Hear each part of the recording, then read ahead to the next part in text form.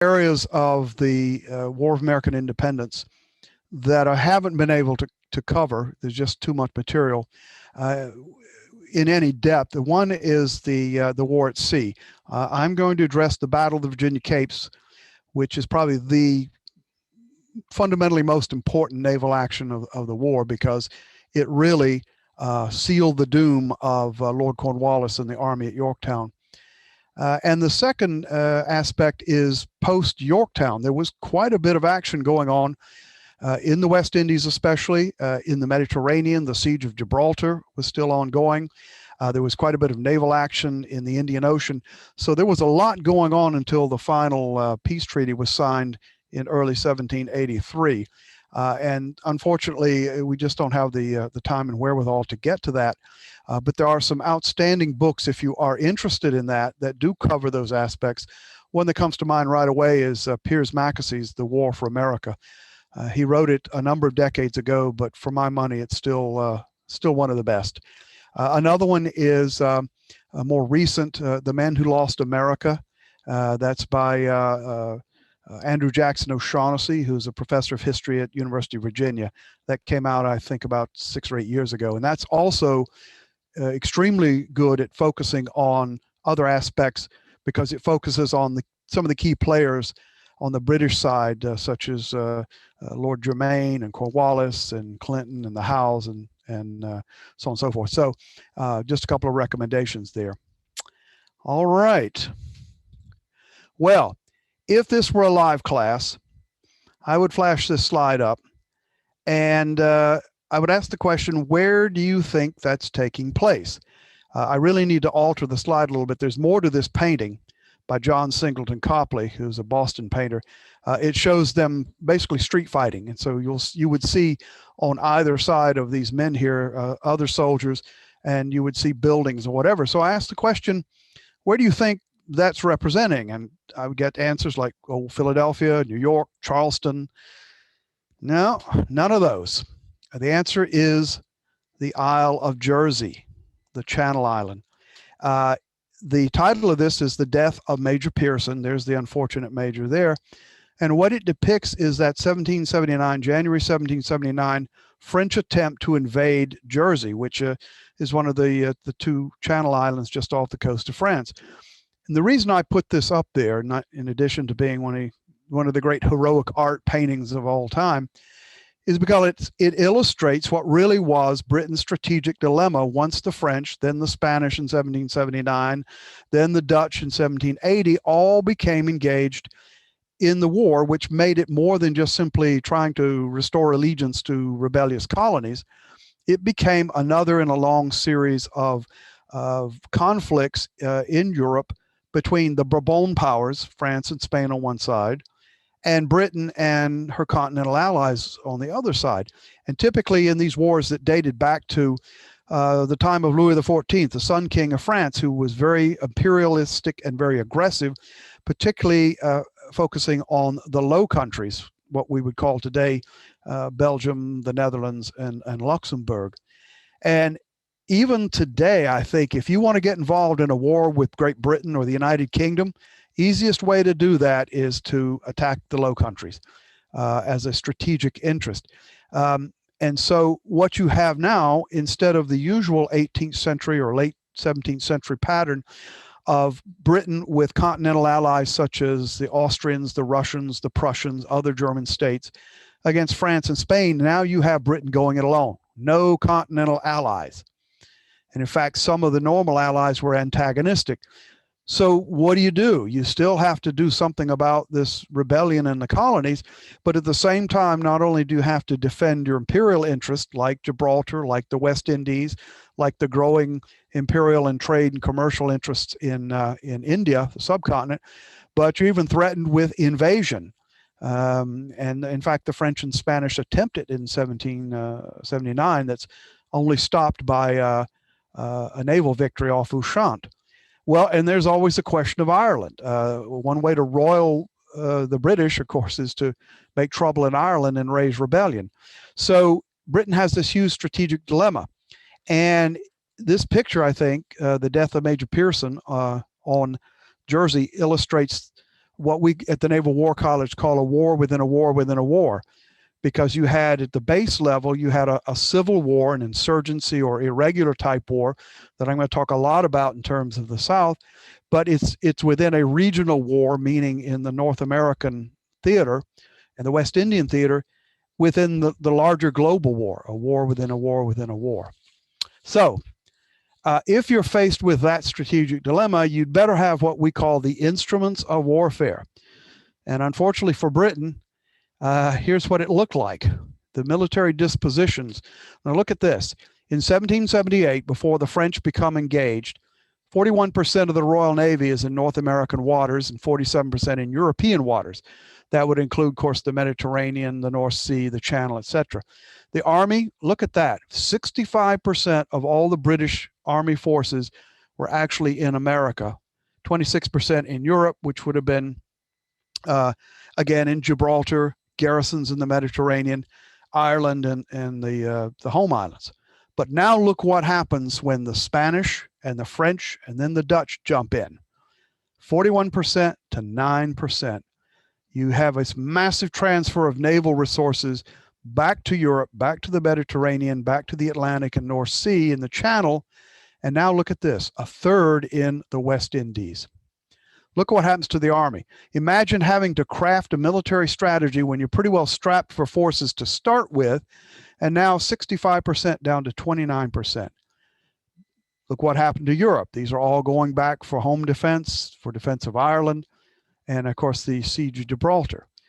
By 1782, you still have, even after major operations in North America are over, you still have to leave some forces there. So I think this starkly illustrates the change in the nature of the war, illustrated just by the injection of France and Spain and making it a global war as opposed to a regional or even a counterinsurgency type of war. Well, you've seen this before. This is my three big phases. So tonight we're going into the phase 3, which is known variously as the Loyalist strategy or the Southern strategy. And the idea here is that you break the back of the rebellion one colony at a time coming up from Georgia. And as the Army comes in and suppresses any patriot or rebel activity, whether it be a regular Continental Army or whether it be militia or partisans or what have you, as the Army then moves on up from Georgia one colony at a time, then the local Loyalists, of which there were a great number in the South, backfill and restore royal authority and stability and tamp down any patriot activity. That's basically the strategic effect you're looking for, and that's kind of the theory of victory of what is going to happen. Well, it doesn't, as we're going to see here. Back to Lord Germain. I've introduced him before, but it's very important, his attitude of how the war in the South is going to go. Because remember, he is the minister as Secretary of State for the Americas. He is the minister in charge of prosecuting the war, of suppressing the rebellion. And he firmly believed that there would be a huge outpouring of loyalists, not only in terms of serving in the military or in a military capacity, but also in terms of providing, say, logistical support or reestablishing civil government. And one of the reasons why Lord Germain and others in London firmly believed that there would be this huge outpouring of loyalist support once the Army arrives was you had things like this. Here's a statement from the exiled royal governors of South Carolina and Georgia. William Campbell and James Wright were these two. They made a statement to Germain. I'll read it to you. From our particular knowledge of these provinces, meaning South Carolina and Georgia, it appears very clear to us that if a proper number of troops were in possession of Charleston, or if they were to possess themselves of the back country through Georgia, and to leave a garrison in the town of Savannah, the whole inhabitants of both provinces would soon come in and submit. And then another person that was very prominent in this thinking was a loyalist landowner and former royal governor, attorney general for South Carolina, a fellow by the name of James Simpson, who was specifically tasked by the ministry to assess the level of potential loyalist support. And he sent glowing reports back to London. Here's a line from one of them. Whenever the king's troops move to Carolina, they will be assisted by a very considerable number of the inhabitants, end quote. So if you are trying to figure out, well, what do we do? What can we recover? What can we pacify? This looked pretty good, especially when you are short of troops and men and you have to spread your resources thin. It looks like there might be a huge outpouring of loyalists. And to be frank, they had by this time pretty well written off those stroppy New Englanders as just never going to be pacified. So turn them loose. And even so, the middle colonies. So what do? You try to restore to allegiance the colonies that are the most economically viable and valuable. And that would be the southern colonies. Why? Because the southern colonies produce cash crops like rice and indigo and tobacco and timber, naval stores, pine tar that you needed for ships, and masts and spars and whatever, your naval stores. So if you could restore to allegiance the most economically valuable colonies where you already believe that there were a huge number or majority of the folks were still loyal, this seemed like a good plan. And thus you had the origins in 1778 of what I call the Southern Gambit. So what are the elements of this new Southern Gambit or Southern strategy? Well, it relied, of course, on heavy loyalist support and turnout, but it was also hindered by the lack of what I call strategic cohesion between the three decision-making nodes, and those would be the ministry, the cabinet in London, particularly Lord Germain, the military commander-in-chief in North America, that would be Sir Henry Clinton, based in New York, and then the actual field commander in the South, that would be Lieutenant General Charles II Earl Cornwallis. So what you had there was a lack of strategic cohesion. They were all three working with a different idea in mind of how to pacify the South. Of course, all based on a loyalist turnout. But how you generated that loyalist turnout and what you did with it, they all had different strategic concepts. So that led on to a huge breakdown in command and control, and particularly logistics. And that's going to be complicated by the fact that although the Royal Navy could control the coastline, once you moved inland, for example, Cornwallis is going to move inland as far as this area here of North Carolina before coming back and eventually coming back down to Wilmington and then going up to Tidewater, Virginia. But once he moved inland away from the sources of supply from the Royal Navy, he was in deep, dark trouble because of logistics and supply. But I think ultimately the decision makers in London and New York and Charleston, when they embarked on this, really didn't understand what the true nature of the war was all about.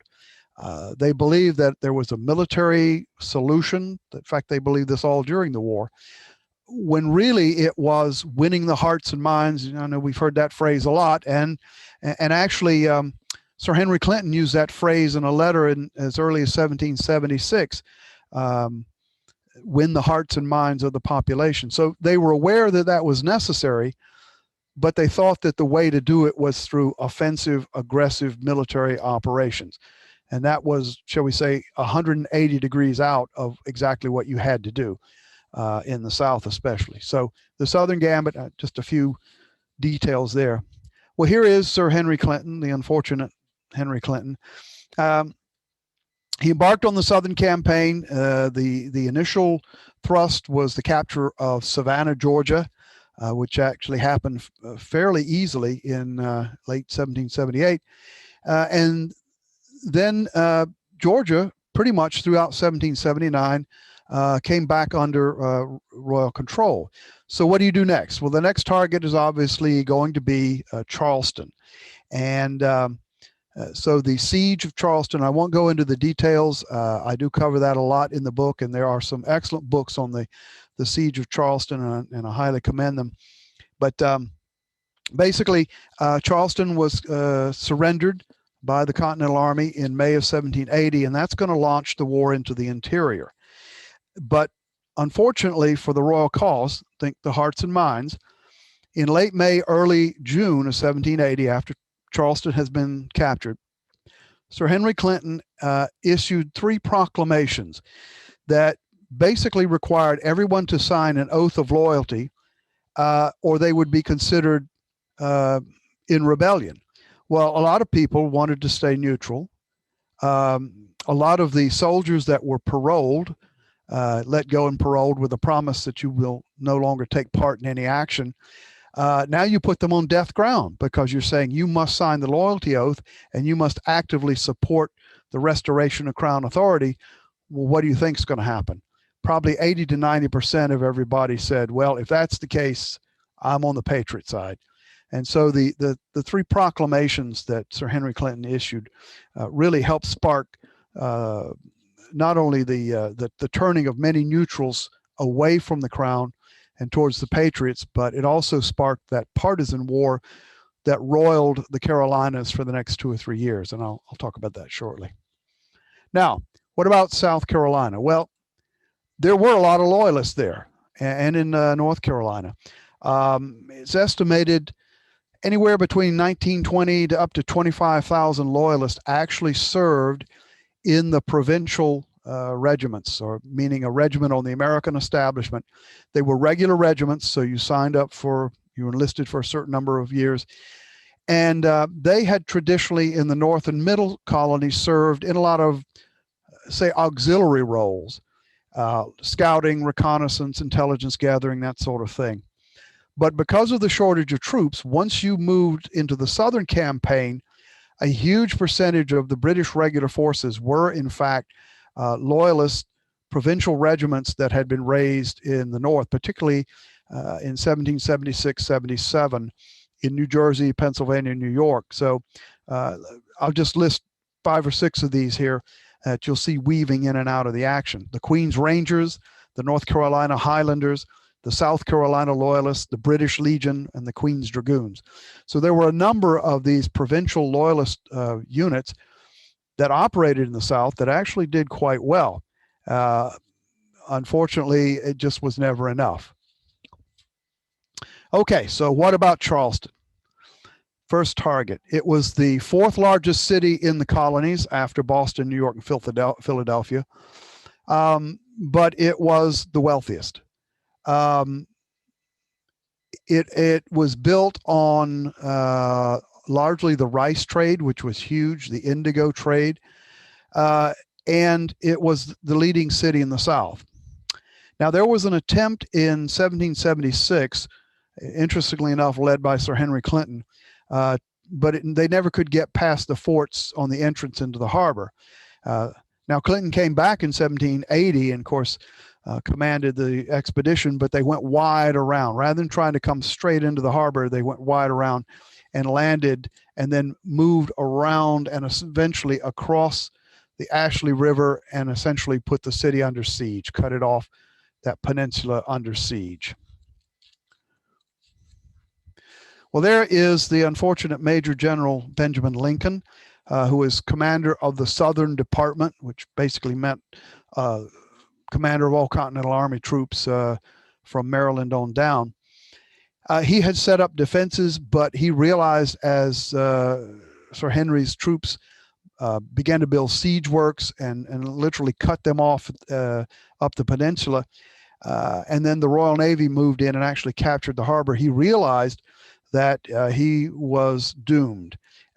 He was forced to surrender, even though he pleaded with the civil authorities to allow the troops to break out while it was still time. The civil authorities said no, and eventually over 5,000 troops were captured when Lincoln was forced to surrender on the 12th of May, 1780. So now the next leg in this Southern campaign has occurred, and Charleston is firmly in the British camp. I mentioned earlier the proclamations. Let me give you some examples here. This is from the third one, the 3rd of June decree. It required all citizens who failed to take the oath of allegiance to the crown would hereafter be considered in rebellion, and a soldier could not be on parole and remain neutral. In other words, if you were captured, you could be paroled, but you could not remain neutral. You had to actively support the crown. So What this basically did was put neutrals on death ground, and many of the soldiers that had been captured and paroled in Charleston, many of them actually wound up fleeing north and joining the Continental Army forces, or many of them actually joined the partisan groups that sprang up in that summer of 1780. Well, there is Lieutenant General Charles II Earl Cornwallis, and he was given the task of militarily pacifying the South when Sir Henry Clinton departed back to New York after he issued that third proclamation. Cornwallis's strategic concept was a methodical destruction of the Continental Army. So he saw that, and irregular forces, he saw that as the way to restore royal authority and allow for the local loyalists to fill back in, which was, of course, part of the assumption there. And, of course, his strategy really broke down in the face of the insurgent warfare and the inability ultimately to destroy Continental Army forces, even though he did quite a bit of damage, and particularly the Battle of Camden, which I'll describe in a bit. But ultimately, he was unable to implement his strategy of offensive annihilation for a lot of reasons that you're going to see in just a few minutes. Now, the Southern campaign was characterized by a great series of small engagements. There were a few large battles. For example, Kings Mountain, Cowpens there, around Camden, the actual Battle of Camden, Hobkirk's Hill, Eutaw Springs, Charleston itself, Savannah. There were a number, but there were just dozens and dozens and dozens of these smaller engagements, typically between small groups of loyalists versus patriots, sometimes with regular troops involved. In fact, if you add up all the military engagements that occurred in South Carolina at this time, and you compared them to the total number of engagements everywhere else in all the other 12 colonies, South Carolina still would have more. And that kind of illustrates just how rabid the war was there. And as I said, typically very small events between small bands of loyalists and patriots. Now, part of the plan here was to establish strong points, if you will, like at 96, which was a heavily loyalist area, Camden with the magazine there, and of course on the coast, Georgetown and Charleston, Savannah. And the problem with establishing these enclaves, if you will, or these defended posts, was it made them targets of opportunity, because you really couldn't support, without a lot of effort, supplies and reinforcements if they were threatened. And so they basically became targets of opportunity for the partisans, particularly the Francis Marions and the Thomas Sumters and those folks that you're going to see shortly. So eventually that aspect of the Southern strategy really collapsed on them. And by 1782, they had all been abandoned, and British forces had collapsed back on Charleston and Savannah and Georgetown area. Well, there's also what we call the spatial dimension of strategy. And this is a very busy map, and it's designed to be so, because all those wavy lines there are waterways.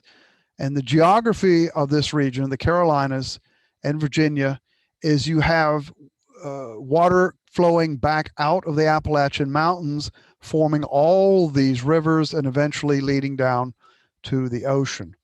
Now, if you are chasing the enemy and the enemy is, say, retiring north, look at all the waterways you have to cross just to get to them. Not all that easy, particularly in the 18th century. You have to cross by ferry or flatboat, or if the water level's down enough, you might be able to ford. But this creates huge logistical problems. And these are not wide, easygoing rivers where you can, say, load up your flatboats and sail up the river and provide reinforcements and logistics that way. They were just simply not that type of river. And so once Lord Cornwallis moved inland all the way over into here, in fact, there's Mecklenburg County, modern day Charlotte area, Once they were operating over here and then chasing the Continentals through North Carolina, well, you can see the logistical problems that creates. But there was another problem created, and that was somewhat due to this gentleman here. At the time, Lieutenant Colonel Bannister Tarleton. He was colonel of the British Legion, which was a Loyalist dragoon regiment that was raised in the Philadelphia, Pennsylvania area, New York, New Jersey. And they were brought down to the Southern Campaign, as I mentioned earlier, one of those provincial regiments that served in the South. Well, this was the Waxhaws incident. Now, Tarleton was very aggressive. He was very young, but he was very aggressive as a cavalry commander. And the Waxhaws massacre was, well, it was a public relations disaster for the Crown. I will have some commentary on that shortly, because a lot of work has been done on the myth of the Waxhaws massacre and what really happened. But let me tell you more or less the story. A Virginia regiment, the 3rd Virginia Regiment, was marching down towards Charleston to try to reinforce the garrison. When they heard that the city had surrendered, they turned around and they were headed back towards North Carolina. At this point, Sir Henry Clinton detached Lord Cornwallis with a considerable number of troops, about 2,500, to go chase them down. Well, Cornwallis realized this was too bulky, so he sent Tarleton forward, mainly with light dragoons, some of the 17th Light Dragoons and much of his British Legion. And they actually traveled 154 miles in a 2-day forced march. Now, that is pretty stunning, especially since, well, if you hop on I-95 today and start marching, to do 154 miles in 2 days would be pretty significant. But think about it in the 18th century, in basically the upcountry, the backwoods, with very little roadways, very little infrastructure, if you will. So they caught Buford's command up near the little village of Waxhaws, which is right on the North-South Carolina border. When Colonel Buford realized that Tarleton was there, he sent his artillery forward down the road. Bad mistake, because the best weapon you can use against mounted infantry or dragoons or cavalry coming after you is grape shot fired from an artillery piece. That'll break up a cavalry charge real quick. But Buford made the mistake of sending his guns forward. The second huge mistake he made was he had his troops form in a line. Now, once again, bad mistake against mounted infantry or cavalry. What you should do is form like a diamond or a square formation, so they're having to break into that, particularly if you have bayonets sticking out. Funny thing about horses, they really don't like to leap onto bayonets. But that's what you do against cavalry. But when you spread out your forces as if you were fighting infantry, you are opening yourself up to slaughter, really. And that's what ensued. Another thing that happened was one side of the Continental line was seeking a truce or a ceasefire, while the other side was still fighting. And so for about 15 minutes or so, the British Legion folks were, in fact, continuing on the war. And there was a lot of people killed who were trying to surrender, hence the Waxhaws massacre. Historian down in Georgia by the name of Jim Peachuk, excellent historian, has basically blown open the whole Waxhaws myth and what really happened. But the upshot of it was this. It became a huge strategic communications disaster for the Crown effort, because now you had this image of brutality, of bayoneting prisoners who were trying to surrender. It came to be called Tarleton's Quarter, meaning no quarter or no surrender allowed at all. And so if it was a strategic communications or public relations disaster for the royal cause, it was a real boon for the patriot cause. So Tarleton's Quarter became a huge rallying cry. And there he is again. Now, he actually did fairly well out of the war.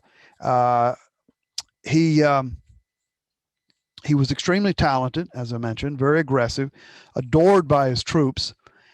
He later was knighted and promoted to lieutenant general. So he actually did fairly well out of the war. Well, here is the unfortunate Major General Horatio Gates. And you might remember him as the victor of Saratoga. Well, he was sent south to be the commander of the Southern Department once Benjamin Lincoln was captured.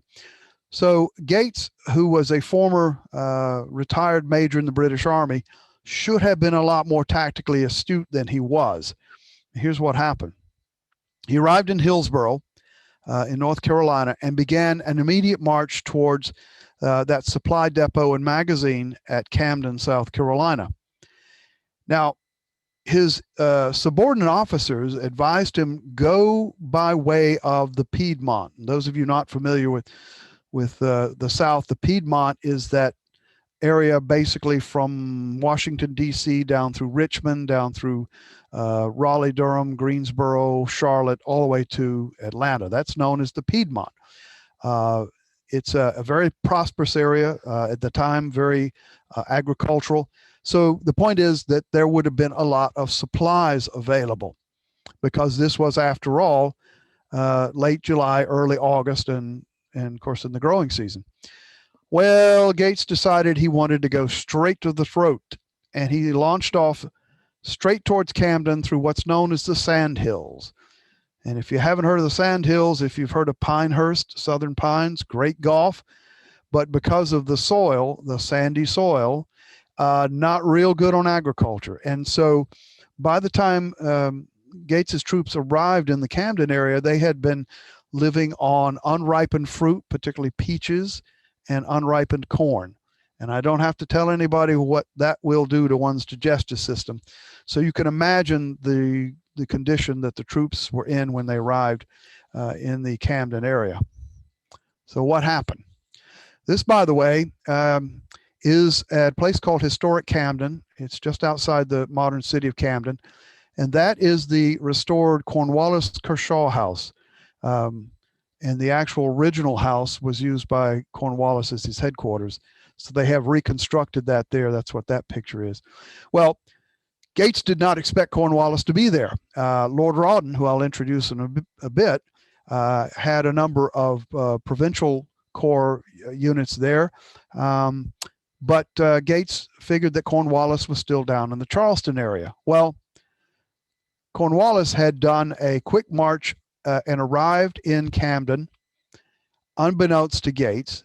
And in the early hours of the 16th of August, 1780, Cornwallis marched out of Camden, marched north to confront Gates.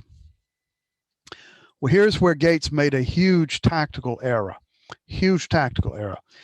He placed his militia, who were mainly from North Carolina and Virginia, on his left, facing two British regular regiments, the 23rd and the 33rd. And the 23rd is also known as the Royal Welsh Fusiliers. The 33rd was actually, Cornwallis was the colonel-in-chief of that regiment. Now, there were some excellent Continental units there from Maryland and Delaware, but he kept them in reserve. And he put most of his Continentals on his right facing Lord Rawdon's provincial regulars. Well, it doesn't take a genius to figure out what's going to happen when these untrained militia folks come up against regular disciplined troops. It became pretty much a disaster. The militia panicked and fled. The right wing, the British right wing, made up the 23rd and 33rd, did a swing and enfiladed the Continentals and basically forced them to retreat in, shall we say, great haste. Gates himself mounted his horse, ironically known as Fear Not, and did not stop riding until he reached Charlotte, 65 miles away. A most unfortunate and inglorious and embarrassing end to Gates' military career. Baron DeKalb, as in DeKalb County, or they pronounce it DeKalb County, who was who was a European and was an excellent officer and had commanded troops in the South, Continental troops. He was badly wounded. The British troops propped him up against a tree. Lord Cornwallis rode up and ordered him taken to the rear to the hospital, but he died shortly after. And because Lord Cornwallis and Baron de Kalb were both Freemasons, Cornwallis had him buried with Masonic honors. So that's Baron de Kalb. Well, with the destruction of the second major continental force, first at Charleston and then now at Camden, there really were very few organized regular Continental Army forces anywhere in the South. And at this point, you see the springing up of the partisan groups.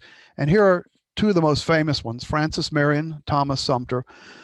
And they began building these irregular forces that were, I guess you could use the term guerrilla, conducting guerrilla type operations or guerrilla style warfare, typically hit and run attacks, or they would target a loyalist garrison or one of these defended outposts. Very often no more than 100 to 200 men. In fact, in a lot of cases, Francis Marion had less than 50 men. What they were, though, was very lightly what you call light infantry. They could strike fast and quick. They typically were mounted, and so they could do the hit and run attacks. They were particularly effective in attacking supply trains, convoys of supplies that were coming out of Georgetown or coming up from Charleston to the various garrisons, or trying to make their way up to Lord Cornwallis, wherever he was. So they would occasionally commit to some sort of conventional warfare with loyalist or provincial units, sometimes even against British regulars. But typically they were involved in the insurgency or the guerrilla style warfare that you see very often in these types of irregular or hybrid war situations. I mentioned earlier the 17th Light Dragoons. One of the real big problems that the British forces had was the lack of these light dragoon types that could do scouting, reconnaissance, that sort of thing. And that basically undercut the British ability to gather intelligence.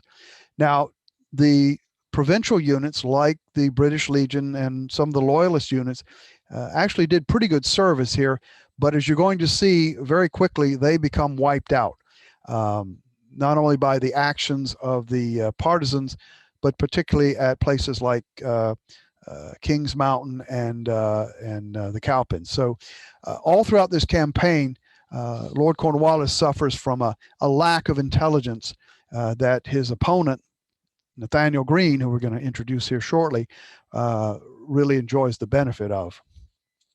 I think if I'm correct, and I have to check this, I think there were only two actual regiments of the regular light dragoons, the 16th and the 17th, that served in the colonies. The rest of the light mounted infantry or dragoons or cavalry services would have been done by the Loyalist provincials.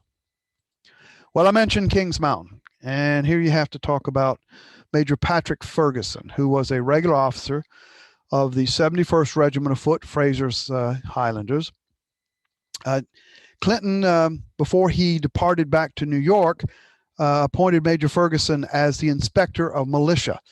And his basic role was to recruit and raise and train or embody loyalists into a royal militia. And then once that was done, he was to march up on the left flank as Cornwallis advanced into North Carolina. This would be Cornwallis's first stab at North Carolina in October of 1780. Well, Patrick Ferguson issued a notorious and ill-advised proclamation that has come to be called the Fire and Sword Proclamation, which basically threatened the settlers that were in the Appalachian Mountain areas, and particularly over into the area that's now modern eastern Tennessee. The Fire and Sword Proclamation basically said you will take the oath of allegiance and cease all support of the rebel activity, or I will come and inflict fire and sword on your homes and settlements.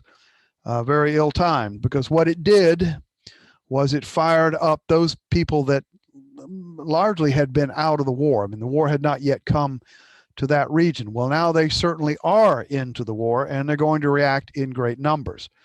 They were known as the Over Mountain Men. I'll show you a little picture here in a moment.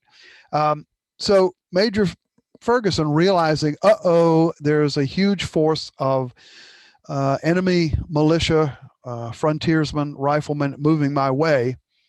So he decided that he should, if he could not rejoin with Lord Cornwallis's main force, at least he should fortify a position, and that was going to become the summit of Kings Mountain, which, interestingly enough, I believe it's a dormant volcano. It must be, because it's all flat except here's this huge mountain. And if you're driving north or south on I-85, around Gaffney, South Carolina, just after you cross the North Carolina, South Carolina border, you can actually see Kings Mountain in the distance. It's just there. It's just a mountain. So I'm pretty sure it was a dormant volcano. Well, it had a rather large plateau, and it was wooded on the slopes coming up, somewhat steep slopes. So Ferguson figured, okay, I'll be safe here, and just establish a defended camp here. He believed that it would give him on the plateau, if any of these Over Mountain Men were daring enough to come up onto the plateau, it would give him good field of fire. Well, what about the Over Mountain Men? So as you might have expected, the fire and sword proclamation inflamed them. They were frontiersmen. They were experts in riflery. Most of them were armed with actually a rifled weapon, which was actually very rare other than on the frontier. They were skilled in woodland type tactics. Mostly they were mounted. About 1,000 of them came together and advanced on Kings Mountain. Eventually 800 of them were chosen for the assault, and they surrounded the mountain. Let's see if I can go back, and you can see what they actually did. The various units, there were some North Carolina militia and some Virginians, but most of them were the Over Mountain Men. And you see they actually surrounded the plateau there. Well, what did Ferguson have? They were all provincial units or Loyalist units. Most of the Loyalists were from that 96 area of South Carolina.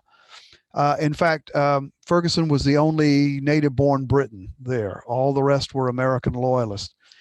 And essentially, you see here, they fixed the bayonet and actually drove the Over Mountain Men back down the mountain several times.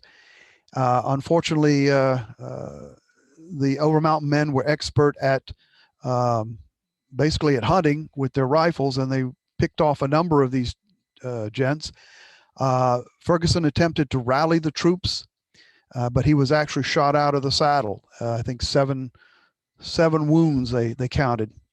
Well, what this meant strategically was Cornwallis had now lost almost 1,000 of his light infantry, of his provincial infantry, and more importantly, it's another stab in the Loyalist strategy that's going to cause Loyalists to think twice before they decide to either sign up, join the British ranks, or even provide support.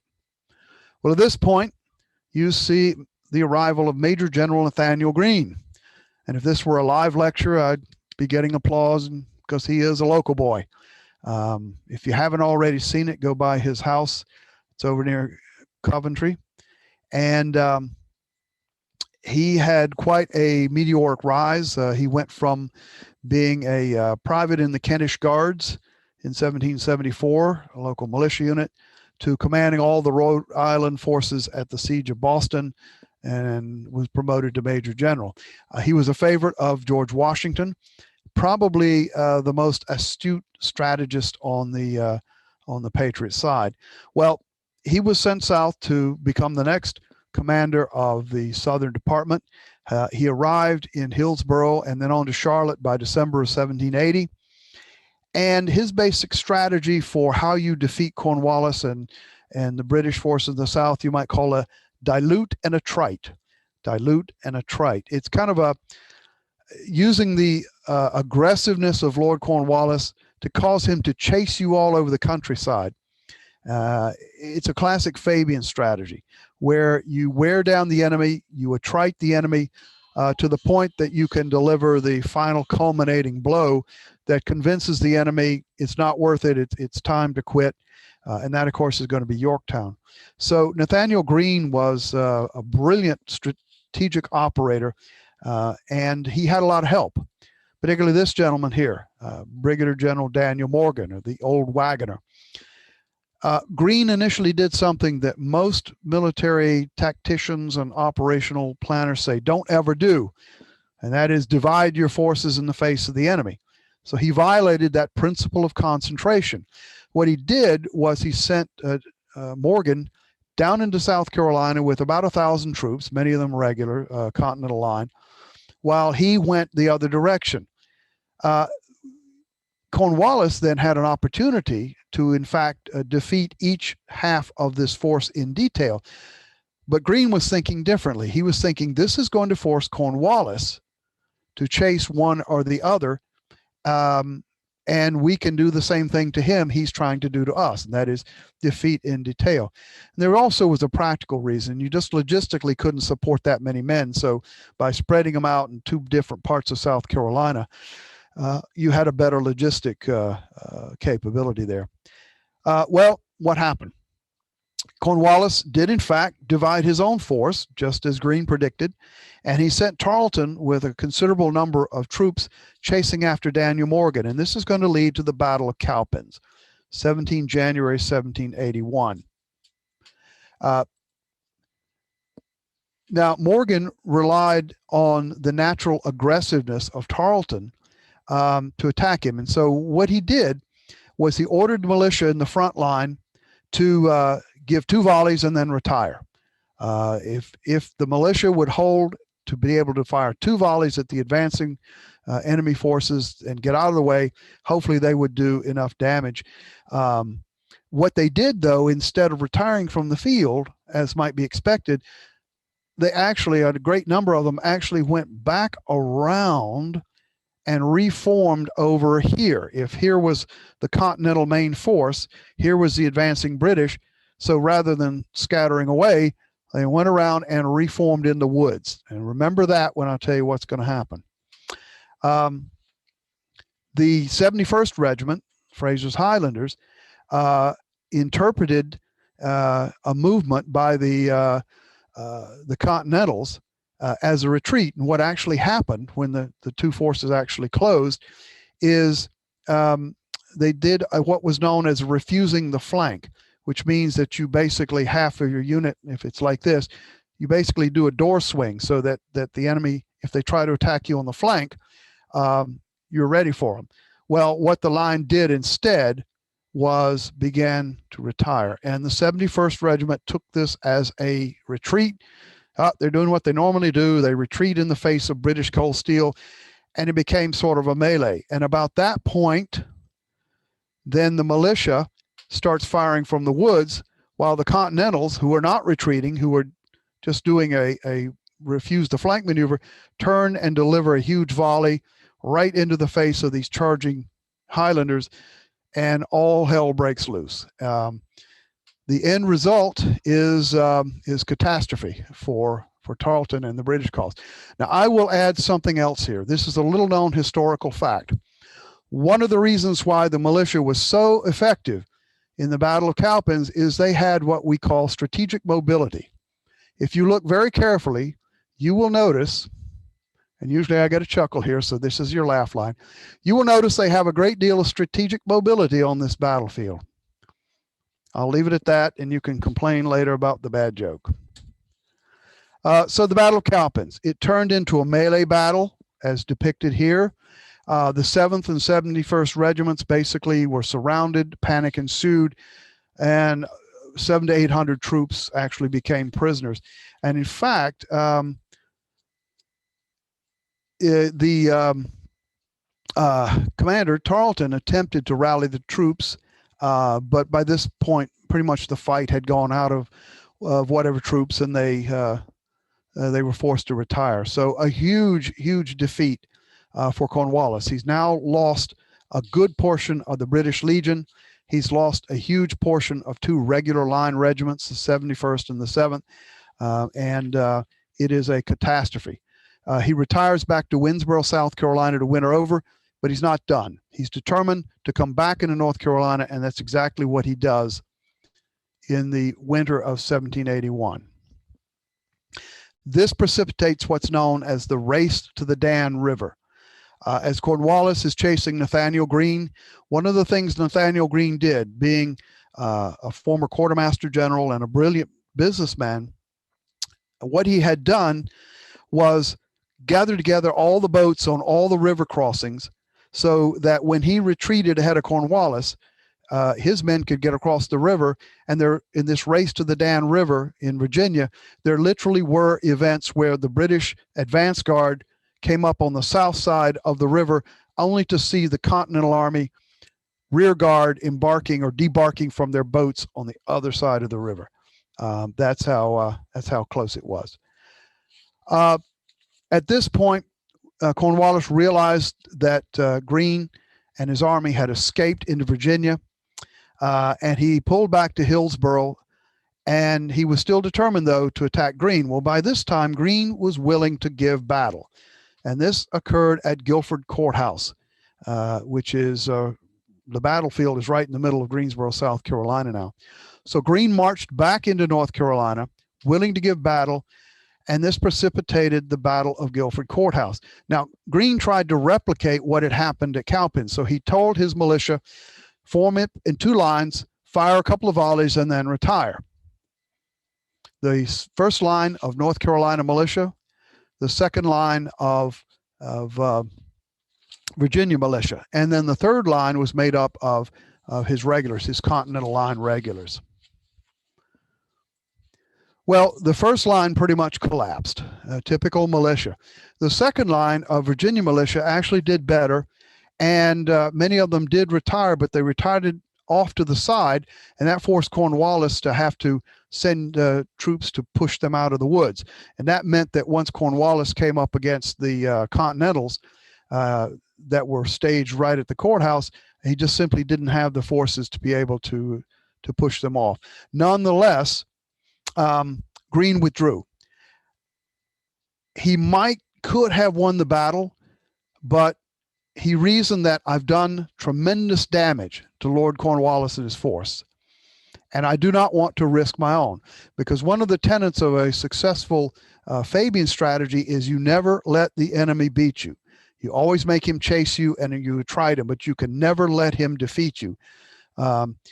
And so that is the strategic imperative. And so Greene retired from the battlefield, but what he had done was inflicted huge casualties on the British forces. In fact, about 25%. And anybody who writes about military affairs will tell you anything more than about a 10 or maybe 15% casualty rate is considered very bad, a disaster. But imagine you're Cornwallis thrashing about in the Carolina backcountry. The Loyalists are not turning out as you expected. Your men are starving because the supplies are hard to come by. It's the middle of winter, so you can't really forage. And then you lose 25% of your forces. Even though Guilford Courthouse, if you look at it in terms of, well, who holds the field, ergo who wins? Well, Lord Cornwallis won. Tactically, maybe he did. But in the great strategic scheme, Guilford Courthouse was another huge disaster for the Crown cause and a huge victory for the Patriot cause. Cornwallis issued an interesting letter that was read throughout the army the next day. He said, Lord Cornwallis desires the officers and soldiers to accept of his warmest acknowledgments for their very extraordinary valor displayed by them in the action of yesterday, and shall consider it the greatest honor of his life to have been placed at the head of so gallant an army. Lord Cornwallis was deeply loved and admired by his troops, And you can kind of get the sense of that by his own words there.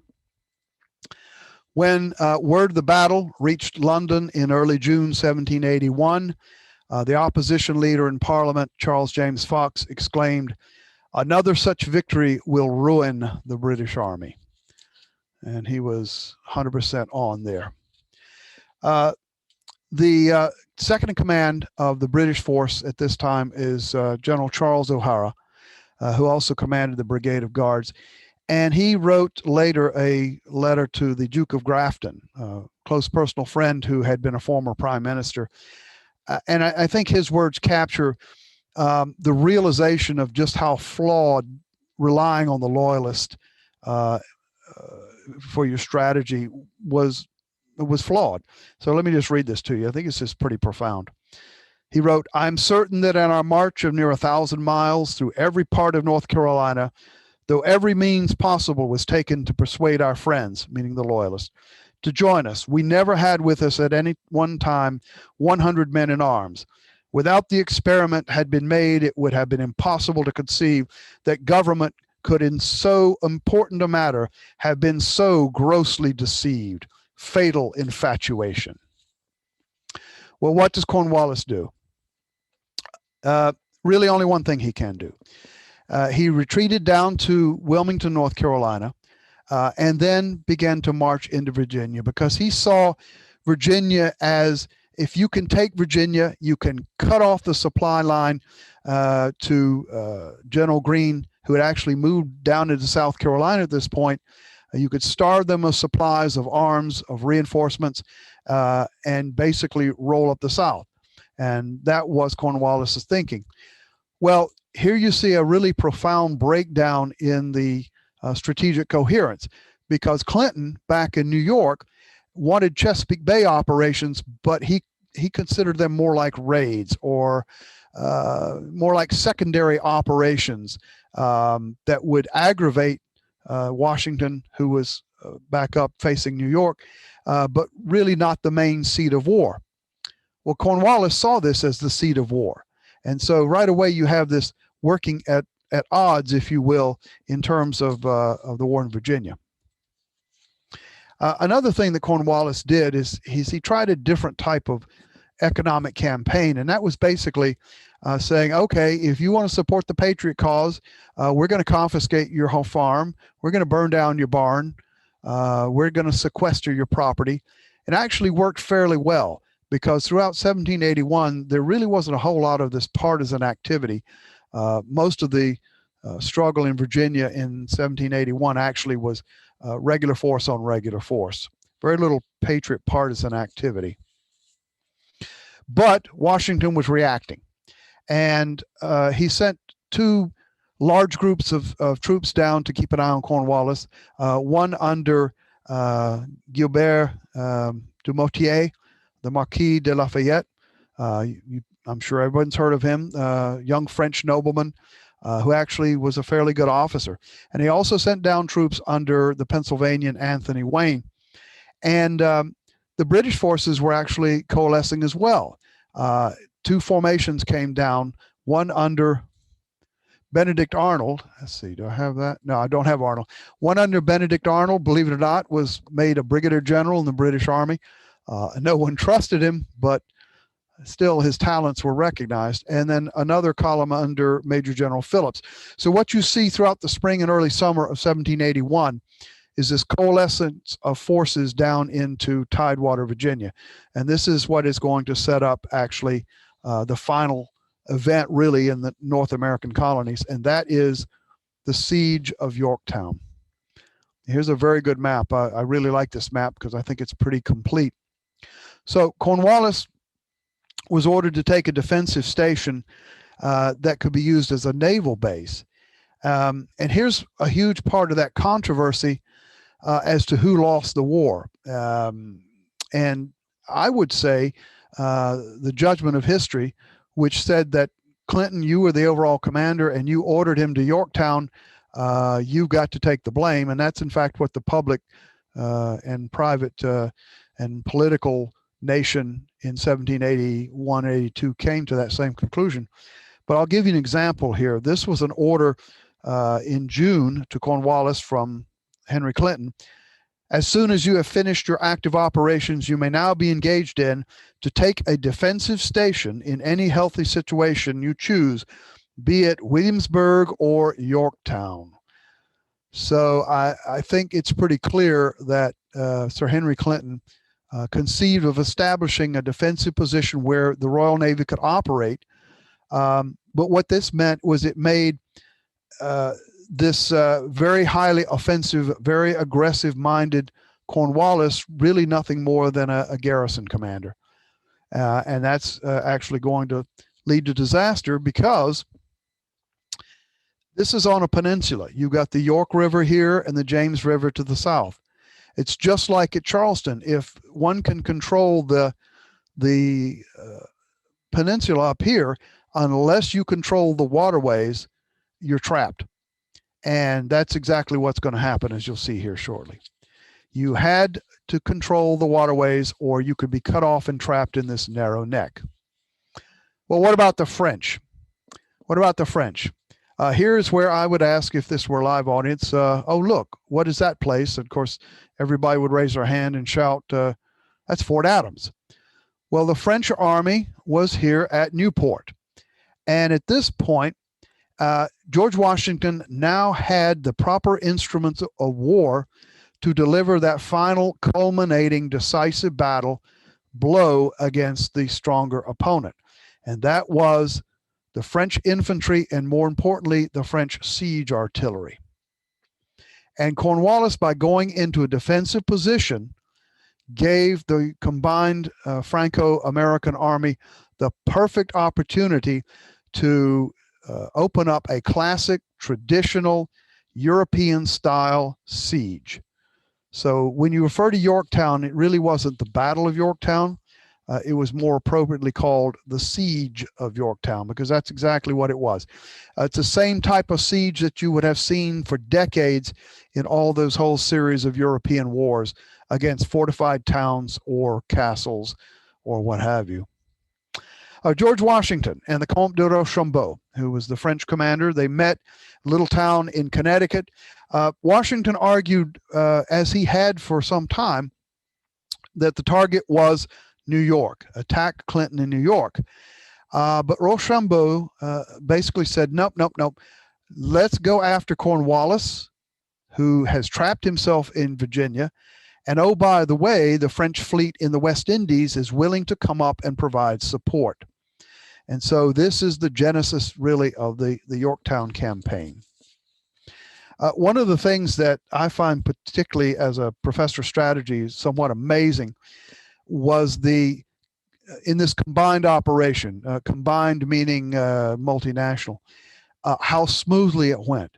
Allied relations are often very tricky, but in this case, and it's probably a function of the personalities, the French and the Continental Army operated extremely closely and cooperatively, and the whole Yorktown campaign from their side was almost flawless execution. So the French marched out of Newport on the 9th of June. They rendezvoused with George Washington's forces, and by marches and by water, they converged on Virginia. Now, one of the things that Washington did was leave several regiments, in fact, including a couple of Rhode Island regiments, around New York to keep campfires going, to march around, to look like the whole army's there. And really, it was a couple of weeks before Sir Henry Clinton actually realized that the bulk of the army was gone. So the Siege of Yorktown. Well, Cornwallis erected a whole series of inner and outer fortifications that you saw on the map a little bit earlier. And he fortified across the river at Gloucester Point. Let me go back, since I mentioned that. Go back to that map. Yeah. So basically, he built a fortified line with some outworks here, and then across the river at Gloucester Point. Now, this is the narrowest point here. It's not all that far, but it can be sort of treacherous. Here is redoubt number 10, redoubt number 9.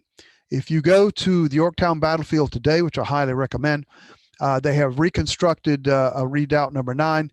The actual site of redoubt number 10, because of beach erosion and all, is pretty much underwater. But when I refer to these things, Remember that, and remember the second parallel. And here's the first parallel. And here's the horn work, and here are the British defenses. So I probably should put that map in a little bit later, but just kind of remember what we're talking about here. So he established a number of batteries, even took ship guns off the Royal Navy ships in the river. On the 27th of September, the Allies marched out of Williamsburg, and really that is when the siege began. Now, I just want to mention that the struggle continued on in South Carolina. There were a couple of major engagements and a number of these little small actions. Greene was intent on essentially pushing the British forces back out and into Charleston. He knew he couldn't take Charleston, but what he did was attempts at Camden and attempts at the fortress at 96. And that's going to precipitate a couple of battles here, particularly Hobkirk's Hill just outside Camden in April, and Eutaw Springs, which occurred in September. Now, at Hobkirk's Hill, which is April of 1781, Greene moved in and confronted Lord Francis Rawdon, who was the British commander that Cornwallis had left in the field there.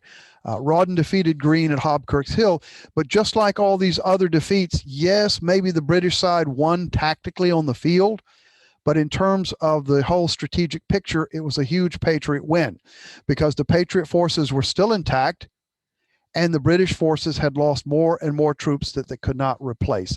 So remember what I said about the attrite, dilute, and attrite strategy. Greene is implementing it in South Carolina, even though he never wins a battle against Lord Rawdon at Hobkirk's Hill or later at Eutaw Springs or the Siege of 96, but he's winning strategically the whole time. And there is General Francis Lord Rawdon, later the Earl of Morra and the Marquis of Hastings. Tremendous military man. He was a brevet major general at age 26, if you can imagine that. He had been left in South Carolina to deal with the partisans and to deal with Nathaniel Greene. There's Eutaw Springs. I don't think I'll say much more about that other than Greene attempted to attack a plantation house at Eutaw Springs, northwest of Charleston. Might have won it actually tactically, except once the troops drove the British forces back into the plantation manor house area, once Greene's forces got into the British camp, a lot of looting, plundering, whatever, and basically all strategic all cohesion literally fell apart. But the end result of all these battles that failed, at least tactically on Greene's part, forced the British to abandon these posts. Camden was abandoned, 96 was abandoned, and so literally by the fall of 1781, the British only held places like Charleston, Georgetown, and Savannah. So Greene was winning the war strategically, even if he wasn't able to defeat British forces in the field. Well, now I want to turn very quickly and wrap up with the Battle of the Virginia Capes, which was the one big naval battle that I think had the most impact. So Cornwallis is trapped in Yorktown. There's a British plan to relieve him by sea, to move thousands of troops out of New York and either evacuate Cornwallis or reinforce him.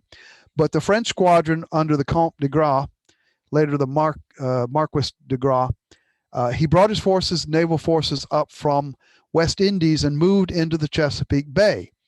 Then a squadron under Rear Admiral Thomas Graves approached the bay and gave battle on the 5th of September, 1781.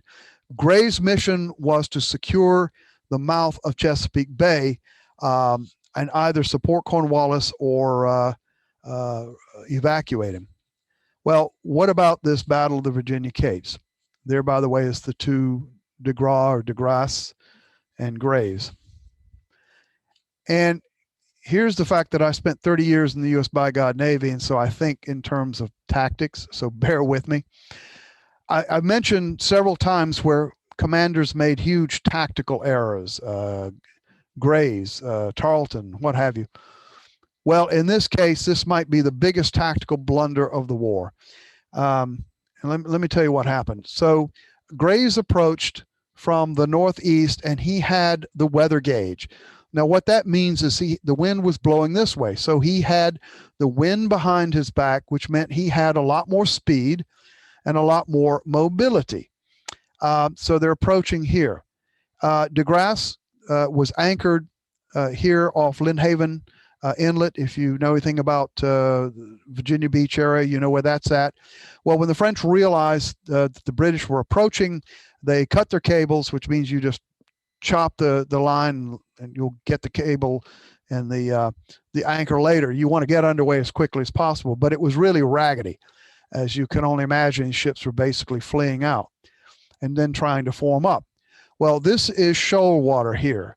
And having entered Norfolk Harbor many, many times, you worry about this shoal water. So it's a very narrow passage through here. So as the lead ships of the British force approached the shoal water, Graves ordered what's called today a turn together true. And what that means is that each ship turns immediately to a new course. In this course, almost reciprocal course, headed this way to chase the French. Now, here's the problem.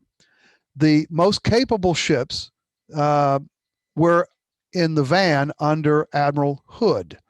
The least capable ships were in the rear. They had been in the West Indies the longest, and they were in pretty sad shape.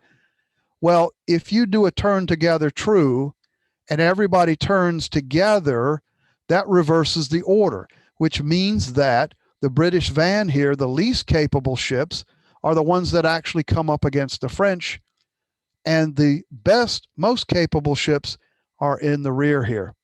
What Graves should have ordered is what is called a Korpen turn. And what that means is upon execution of the signal, execution of the maneuver, the lead ship makes immediate turn to the new course, and as each ship approaches and gets to that spot, they turn in sequence. And so what it means is that as you're going along here, you have maintained the relative position of the van and the main body and the rear. Well, you can see what happened here. And in fact, there were only something like 5 casualties in all of Hood's division. Some of them never fired a shot in the battle, but tremendous damage done to the British van that engaged. Then they embarked on a chase down the Outer Banks of North Carolina for a couple of 3 days. And in the middle of the night, the French turned around and returned to right here, the mouth of the Chesapeake. Graves decided to return to New York and repair his casualties or his ships. Well, that was the second huge tactical error, because if the French are fleeing south and your orders are to take control of Chesapeake Bay, why not turn your ships around and lo and behold, shazam, you control Chesapeake Bay. So I'm very harsh on Thomas Graves. I think it was an absolute disaster.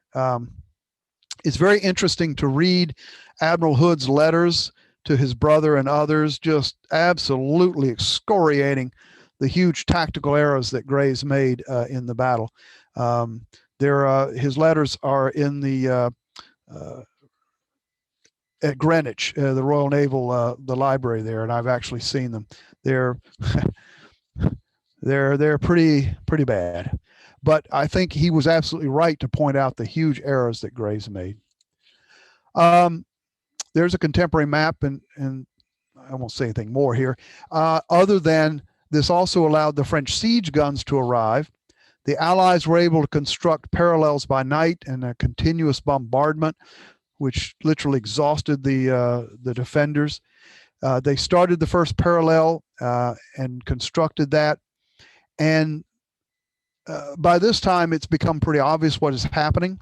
And Henry Clinton finally realized the danger and wrote to Cornwallis, "I will exert myself to the utmost to save Lord Cornwallis, either reinforce him by every possible means in my power or make the best diversion I could do in his favor." The problem was delays kept the reinforcements from actually sailing out of New York. And in fact, they couldn't get over the sandbar there for some time. They actually sailed on the 17th, which is a couple of days shy of the surrender. Now I want to wrap up with the story of the redoubts. There is the reconstructed redoubt number 9. In order to establish the second parallel, which gets you really pretty close to the British defenses, you had to capture or eliminate redoubts 9 and 10 that anchored the far left of the British line. And so a night assault on the 12th of October actually captured these 2 redoubts. On one, 400 Continental Light Infantry under Lieutenant Colonel Alexander Hamilton. He's become very famous lately thanks to Broadway. And there was a French regiment, the Regiment Dupont, which actually was made up of a lot of Alsace folks who spoke German, created a lot of confusion because the redoubt that they attacked was manned by Hessian troops. And so the Hessian defenders heard these guys shouting and thought they were their own. So it was kind of a Charlie Foxtrot, if you know that term. But an interesting story, and I'll close with this, about the redoubts. Some of you may remember the George Washington miniseries from the 1980s with Barry Bostwick playing George Washington. And when they filmed it, they had several hundred reenactors there playing the troops. And so they were setting up this scene here of where the Continental Light Infantry are at night going across the field, flints removed from their firelocks so that you wouldn't surprise, or you could achieve surprise without alerting the enemy. Only somebody forgot to tell these reenactors, make sure you take your tin cups and your tin canteens off. And so I'm watching this thing. Oh, isn't that magnificent? And what you hear is chink, tink, clink, clink, clink, clink, clink, clink, clink, as these silent, quiet Continental Light Infantry are charging across the field. I like to tell that story because I think sometimes Hollywood misses some kind of fundamental things. But at any rate, the attack was successful. It was over in just a few minutes. And so what this meant was this area of the British line had collapsed, and it allowed the Allies to complete that second parallel. At this point, Cornwallis realized pretty much it was all over. And on the 17th, the same day that the reinforcements, the delayed reinforcements finally sailed, ammunition was running low. There was only one single gun left fireable, and it only had something like 5 rounds left. So Cornwallis convened a council of war, and it was agreed to ask for an honorable surrender. And so a lone drummer and a British officer waving a white handkerchief appeared on the breastworks. The drummer was beating the parley, and essentially negotiations occurred, and the surrender was set.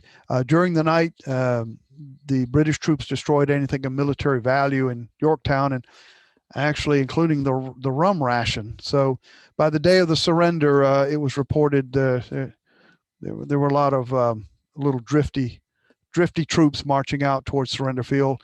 And you can imagine how bitter and angry they were. If you think about what these troops had been through, marching, chasing the enemy, battle after battle for however many months, it was not happy for them. There's the articles of surrender. So at 2 p.m. On the 19th, the British forces marched out of the breastworks to Surrender Field, which was along the Williamsburg Road, in between 2 lines, one line of French troops, one line of American Continental troops. And about half the force, including Cornwallis, was down with dysentery. So the actual surrender was conducted by General O'Hara. And here's a famous painting of that. That actually is General O'Hara, and that's General Lincoln, who had been exchanged. There is Washington, there's Rochambeau. And the story goes that O'Hara, bringing Cornwallis's sword, originally tried to surrender to Rochambeau, figuring, okay, he's the French officer, so he must be in command. Rochambeau deferred to Washington, who refused the sword and referred to his second, Lincoln, and there you see the actual surrender. So the surrender at Yorktown, and I want to close with this, and I hope nobody gets upset by what I'm going to say, but I'll go ahead and say it. The tune that is often says expresses the British attitude, the world turned upside down. And it really does capture that attitude, if you will, the world turned upside down.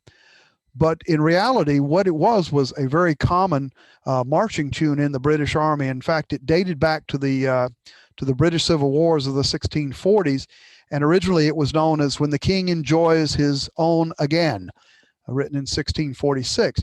Well, in the 18th century, any British military band was liable, or likely rather, to play "The World Turned Upside Down."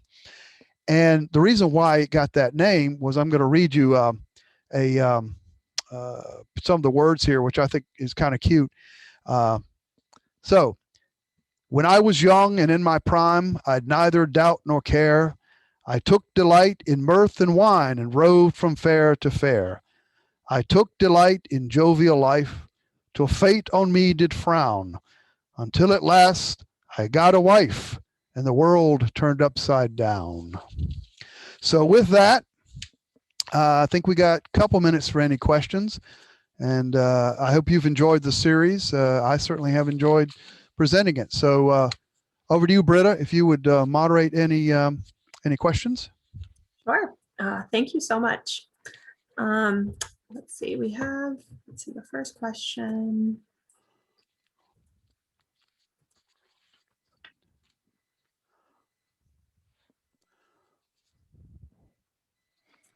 Can you give us a list of all available books that you've written? All of the available books I've written. Okay, ready to write. Let me do the fiction first. Resurrection of Antimony, Antimony. Genesis of Antimony, and The Linden Tree. Those are the three fiction. For nonfiction, the latest one is Southern Gambit, then a colon, Cornwallis and the British March to Yorktown. That came out in 2019. On the British Civil Wars, you probably won't want this because it costs $200 and some, but it's called The English Civil War. The English Civil War. Another one is Military Leadership in the British Civil Wars, and then a colon, The Genius of This Age. Military Leadership in the British Civil Wars, colon, The Genius of This Age. I have a chapter in, if you're interested in World War II, a chapter in 100 Years of U.S. Navy Air Power. 100 Years of U.S. Navy Air Power. I'll stop there. That's plenty. I'm currently working on a book called The War of American Independence, 1763 to 1783, colon, Falling Dominoes. That will come out from Routledge, who's a big publisher in Britain. That will probably be out next year. So hopefully we'll be doing this again next year live, and I can tell you all about that one. But I think the ones that this audience will most likely be interested in would be the Southern Gambit book, which is War of Independence. And then if you like historical fiction, World War I, World War II, Genesis of Antimony, Resurrection of Antimony, and The Linden Tree, Linden, The Linden Tree. Hope that helps. All right, yep. And if anyone's interested in any of those, they can give me an email and I will get in touch with Stan about that. Right. The next question. Someone said they recently read 6 frigates covering the founding of the U.S. Navy. Right. It was fascinating. Would you consider a future program focusing on this area? Yeah, that's Ian Toll's great book. Just a little bit of the background, if you're not familiar with what happened. The Continental Navy, and again, apologies that I wasn't able to get too much into naval affairs, but the Continental Navy was pretty small and pretty ineffective compared to the Royal Navy. And after the war, basically the Continental Navy went away. Now, individual states would have had their own naval forces, mainly for coastal patrol and anti-smuggling and whatever. But it became pretty clear by the 1790s that the United States really needed some kind of naval force to protect their interests. The Barbary pirates of North Africa were attacking American trade and demanding basically tolls, we'll call it, or demanding tribute for American merchant ships sailing in through the Mediterranean waters. And in fact, you might have heard the expression, I'm having a mental moment here, hundreds for defense and not a penny for tribute. You probably heard the expression, and I don't remember the exact words.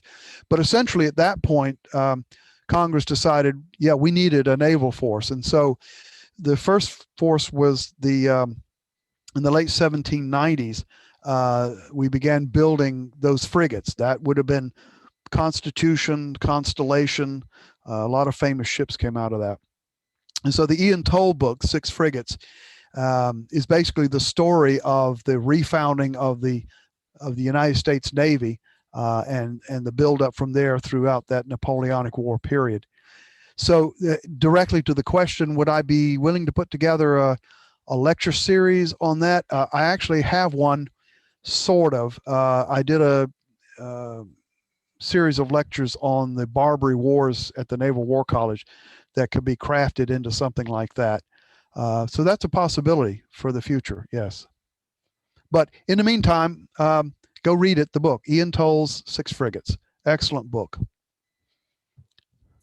All right, another question. Didn't the British anti-slavery position also play a role in generating anti-British / pro-revolution sentiment in the slaveholding South? Yeah, it certainly did. And I don't believe I mentioned it, but one of the things that the Royal Governor of Virginia, Lord Dunmore, in 1776 attempted to do was bring in black troops. In fact, he stood up what's called the Ethiopian Regiment, which was made up of freed slaves, largely from the West Indies, but also on several occasions, British forces just opened their door to runaway slaves. Now, you can imagine if you are a slave owner in the South and all of a sudden the British force or the political force or whatever says, hey, come on, join us. And next thing you know, you wake up and your slaves are gone. You can only imagine the reaction. So absolutely. One of the big problems that Lord Cornwallis eventually faced was so many slaves had fled to inside his lines, if you will. What do you do with them? You've got to feed and clothe and house, and he could barely do that for his regular troops. But those fortifications that were built around Yorktown were largely built by former slaves or runaway slaves that had fled from the plantations inside the British lines. So that begs the question of what happens to them when the British troops leave. Well, sadly, for most of them, they were, shall we say, reintroduced to their slave owners. But yeah, that was a huge problem. If you're trying to win hearts and minds, and remember now, slavery was not just a Southern issue. There were slaves in Canada. There were slaves in the middle colonies, and even in New England. The big difference was the economy, because once you moved into the middle colonies and into New England, the economy was more small farms, which did not rely on human labor, slave labor, or trades and businesses. And quite a number of freedmen actually either freed or purchased their freedom, or however, made their way up into Canada and into New England, and would become craftsmen and tradesmen and whatever. And in fact, I believe it's the first Rhode Island Continental Line was actually made up, all the, what we'd call today enlisted men, the other ranks were all freed blacks. The officers and most of the non-coms were white, but that regiment in the Continental Army was actually made up mostly of freed slaves living in Rhode Island. But back to the basic question, yeah, that had a huge impact. If if the Crown is saying, come join us and you're free, and you have a huge economic impact on that, that's going to turn a lot of people towards the independence side. Very definitely. Okay, another question. In the Battle of the Capes, why didn't the French stay put in the harbor, since with the Shoals, British ships couldn't enter? Mm-hmm. Why didn't the French stay in the harbor? Well, one of the things you did not want to do was get caught at anchor. And it is so narrow there between Cape Henry and Cape Charles that the obvious thing to do is cut your cables and get out into the open water where you can maneuver and form line. On the other hand, if you are the French, you've got to weigh, okay, what happens if I go too far out and they move in and take my position? Well, then you reverse the roles. On the other hand, you have to look at, but if I stay here, I become basically a sitting duck. Because one of the things that, for example, Lord Nelson at the Battle of Aboukir Bay in 1798 actually caught the French at anchor and did something that they never expected. He actually sailed down one side and sent ships in between the French anchored ships and the shore, which they didn't expect to happen. But the British sailors were so good that they could pull that off. And so here he's coming down both sides of the enemy line, completely raking them. The point is, you never wanted to be caught at anchor stationary without your maneuverability. And so that's why the obvious thing is cut your cables, head out to the sea, to the open water, form up line, and give battle. Okay, next up, on the slide for the 17th Dragoons, there is a mounted individual in reverse facings. I thought that uniform type was for the musicians. Why was such a person mounted? Well, let's see if I can find that again.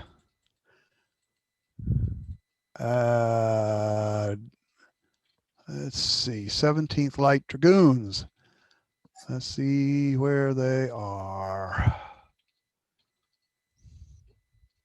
I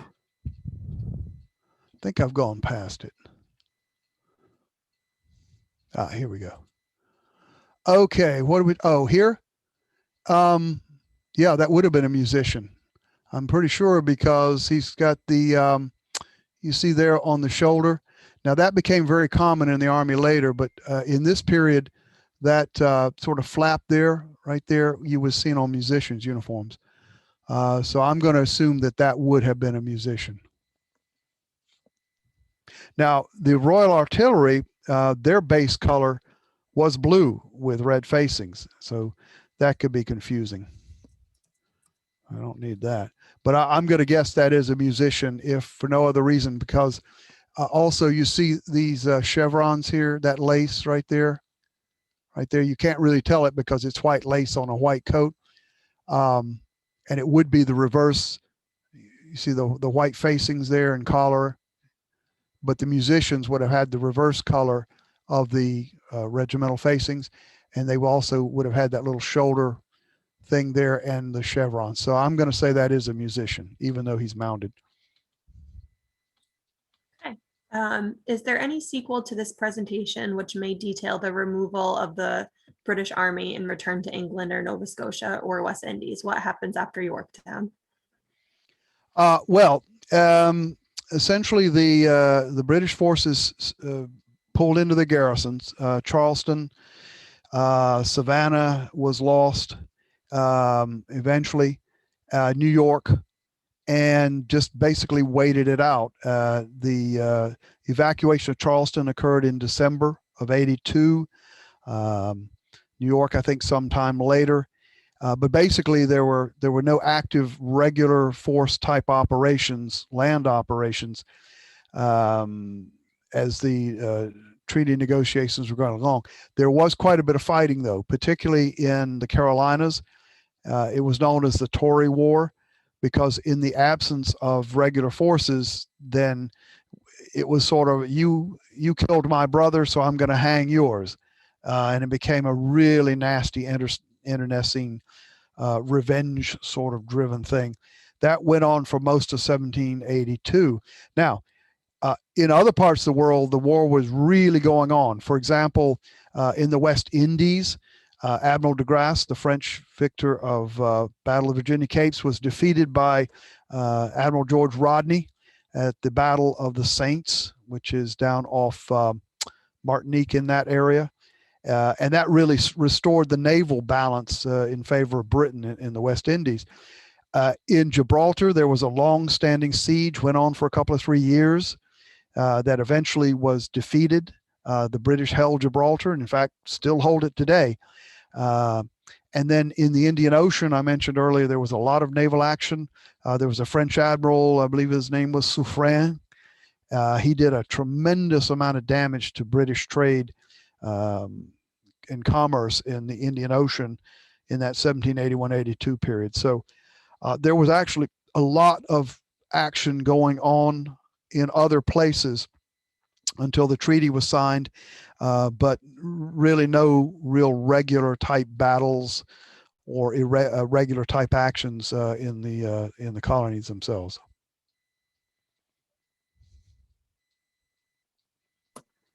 Right, next up, did Black Patriots participate in many of the military engagements in the South during the later years of the Revolution? No, not really. Now, the British actually did have some black troops. There was from the West Indies, but they largely served as pioneers. For example, those would be the modern day combat engineers, combat support engineers. So there were a number of those, but it was very dicey to send black troops south if you were the Continental. So I don't know of any black Continental Army unit that came south. There may have been some, but my sense is no. Not like what happened later in the Civil War, where there definitely were quite a number of majority black regiments that were sent into the southern colony or southern states. Don't believe that was the case here. Now, having said that, quite a number of the partisans, Francis Marion in particular, were blacks fighting with, and of course they would have been freedmen. And so quite a number of them actually fought on the Patriot side, but not in regular Continental Army units. Someone else asked, you recommended The War for America at the beginning. What was the other book that you recommended? Andrew Jackson O'Shaughnessy. Andrew Jackson O'Shaughnessy. It's called The Men Who Lost America. And it looks at, I forget exactly how many there are, 8 or 9, but some of these central figures like Germain, Cornwallis, Clinton, General Howe, Lord Sandwich, the King. So a number of these political and military leaders of Britain, and he analyzes each one. But it's also an excellent story of narrative of events as well. So Andrew Jackson O'Shaughnessy, The Men Who Lost America.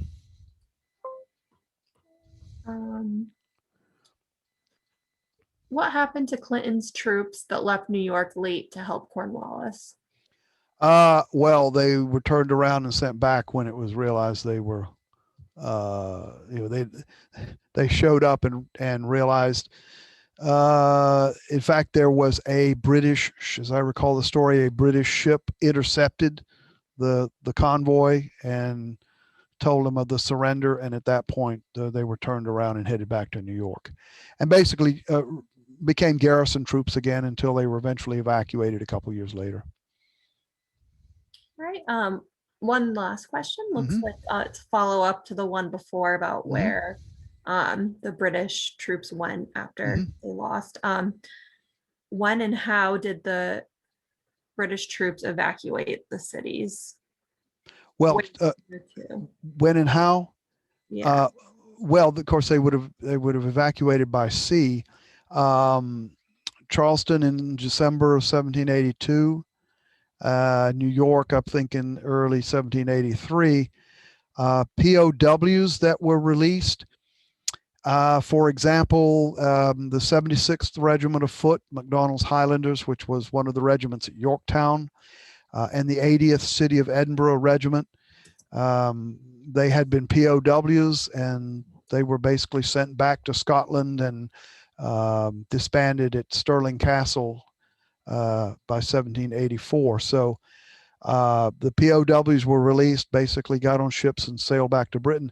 However, a great number, particularly of the German auxiliary units, basically stayed. A lot of the British troops stayed in the colonies, did not go back.